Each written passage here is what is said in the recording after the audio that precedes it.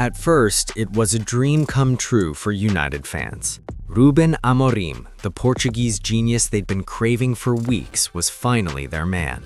He had guided Sporting CP to legendary heights, and Old Trafford was desperate for that glorious winning atmosphere it used to have.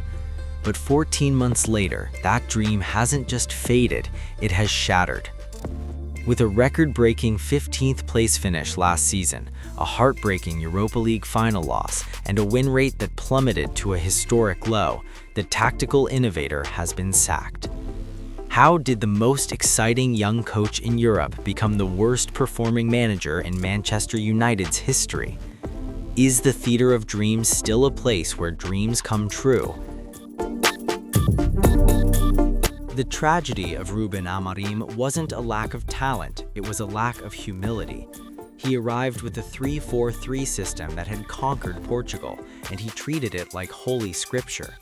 When asked by a journalist in his third month if he'd consider switching to a back four to shore up the defense, his response became the epitaph of his United career. No one, not even the Pope. Something God, it will not. This is my job. This is my responsibility. This is my life. So I will not change that. It was clear nothing could make him go against what he believed. But to understand why he was so stubborn, you have to first see why he was so right. In Portugal, you see, Amorim's 3-4-3 was a masterpiece of control. It relied on a box midfield and aggressive wingbacks that pinned opposition teams into their own third. In a league where Sporting CP faced low blocks 80% of the time, his system provided a mathematical solution to every problem.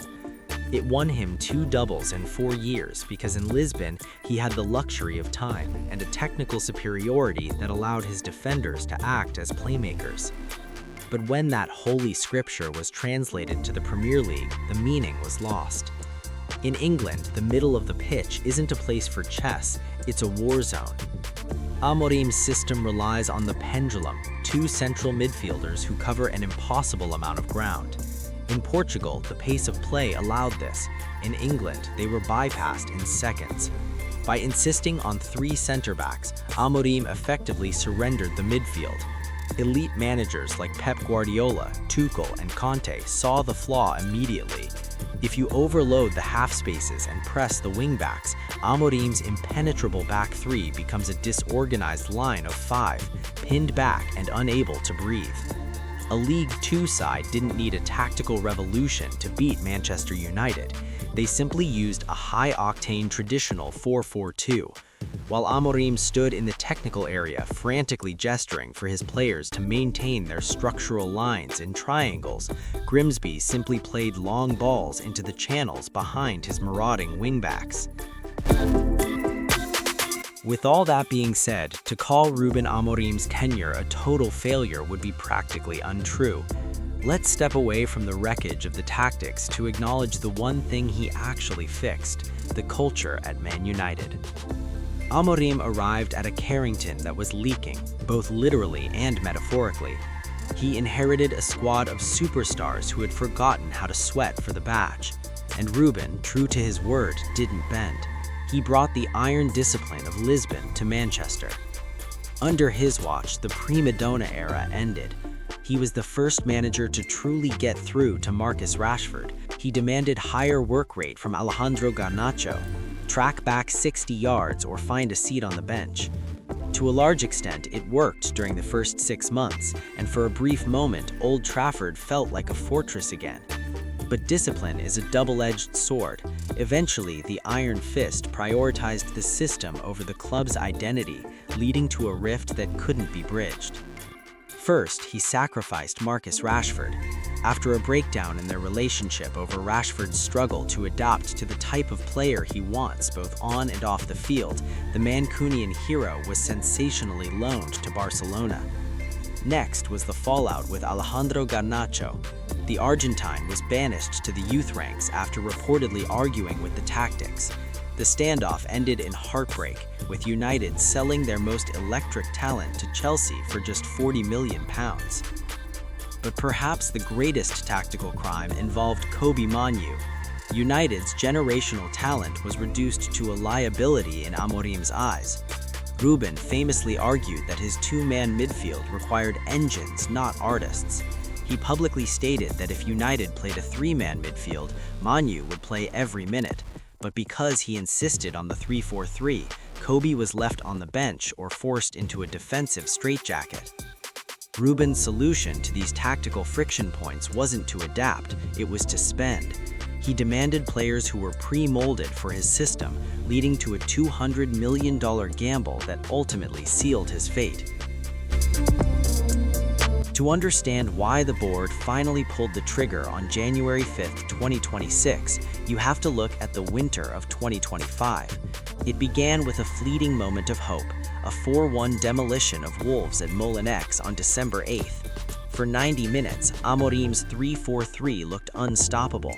Bruno Fernandes was at his best, and new signing Bryan Mbeumo found the net.